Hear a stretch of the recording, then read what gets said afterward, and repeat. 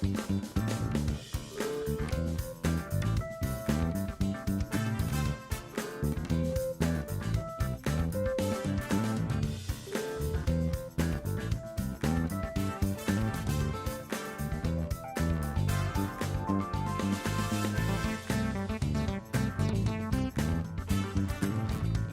Congress is now over, the meeting is over, and I've been extremely impressed.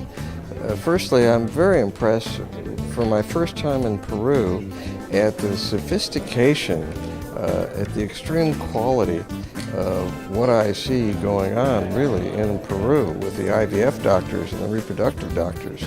The questions and the intellectual exchange has been very powerful. I'll sort of review for a second. First, we had this workshop on ovary freezing and transplantation to preserve fertility for cancer patients.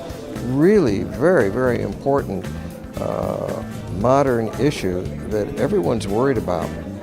And I was amazed at how the participants in the workshop learned so quickly how to do the ovary freezing and how to do the transplantation techniques so quickly. I mean, they were very skilled with their hands, and they intellectually understood everything we were talking about. So it was a very impressive workshop. I was pleased that that they learned so well and became so competent so quickly. It was very, very impressive. And then after the workshop was over, we had a lot of interesting meetings about potentially controversial discussions. And I was happy to say that people really enjoyed my discussion about how the study of infertility and the evolution of the X and the Y chromosomes of the male and the female allowed us to understand what made the dinosaurs go extinct. And I was impressed that all of the doctors here in Peru are not simply mechanically taking care of patients, but they have a broader view.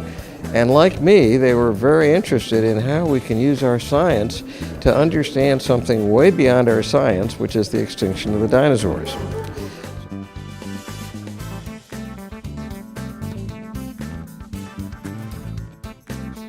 I think the key issue, the key thing, the key advance here was what we did with ovary transplantation, ovary freezing, and preserving fertility, not only for cancer patients, but preserving fertility even for women who are going to have to put off childbearing for social reasons by ovary removal, freezing, and then transplantation later, and actually extending the reproductive lifespan so that women never really have to even go into menopause.